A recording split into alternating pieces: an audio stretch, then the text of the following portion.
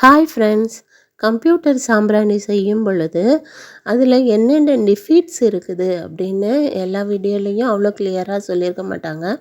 So அது செய்யும்போது என்னென்ன இடைஞ்சல்கள் இருக்குது அப்படின்றத இந்த வீடியோவில் நான் பதிவு பண்ணுறேன். இங்கே பாருங்கள், இந்த மாதிரி சாமிக்கு போட்ட பூவெல்லாம் எடுத்து வச்சுருப்போம். ஆனால் மிக்சியில் போட்டு அரைக்க போது இந்த மாதிரி நான் ஒரு தடவை கை பார்த்துட்டு போடுங்க. அதோட காம்புலாம் மிக்சியில் அடிபடாது. அதனால் அந்த காம்பெல்லாம் எடுத்துடுங்க. அதே போல் இந்த மாதிரி கட்டின பூவெலாம் போடுவோம். அப்படி போடும் பொழுது அதோட கயறுலாம் இருக்கும், அதாவது அந்த நூல்கள்லாம் இருக்கும். அந்த நூலை சுத்தமாக எடுத்துருங்க. பூவை மட்டும் உதுத்து போடுங்க.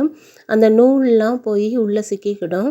அப்புறம் சில வீடியோஸில் பார்த்தோம், தேங்காய் நார்லாம் போடலாம், தேங்காயில் அந்த குடும்பி இருக்குது இல்லையா, அதெல்லாம் காய வச்சு போடலாம் அப்படின்றாங்க. அதை போட்டோம் அப்படின்னா அதுவும் மிக்சியில் அரைப்படவே இல்லை. ஸோ எவ்வளோ தான் காய வச்சாலும் அதெல்லாம் அரைப்படலை. ஸோ அந்த இதெல்லாம் கூட நீங்கள் எடுத்துடுங்க. ரோஜா பூ போட்டால் கூட அந்த ரோஜா பூவில் உள்ள அந்த காம்பெல்லாம் எடுத்து போட்டுருங்க. வெறும் இதழ்களாக போட்டு நீங்கள் அரைச்சிங்க அப்படின்னா நல்லா மிக்சியும் சேஃபாக இருக்கும், நல்லா அரைக்கும். இங்கே பாருங்கள், நல்லா பொடியாக அரைச்சி எடுத்துகிட்டு வந்துட்டேன்.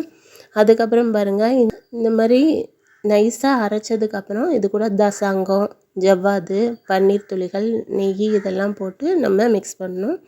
இங்கே பாருங்கள், இவ்வளோ நூல் வந்திருக்கு. இந்த நூலெல்லாம் அப்படியே போட்டு நம்ம மிக்சியில் அரைச்சோம் அப்படின்னா மிக்சி வீணாக போயிடும். ஸோ அதனால் சின்ன சின்ன பூக்கள்னால் கூட அதில் உள்ள நூல்லாம் எடுத்து போட்டுருங்க. நம்ம இதெல்லாம் மிக்ஸ் பண்ணி அச்சு பிடிக்கும்போது அது மாதிரி நல்லா உருளையாக கட்டையாக தான் வரணும்னு ரொம்ப மெனக்கட வேண்டாம். அதுக்கு பதிலாக நம்ம அந்த கூம்பு வடிவமான சாம்பிராணியை ட்ரை பண்ணலாம். அது ரொம்ப ஈஸியாகவும் இருக்கும்.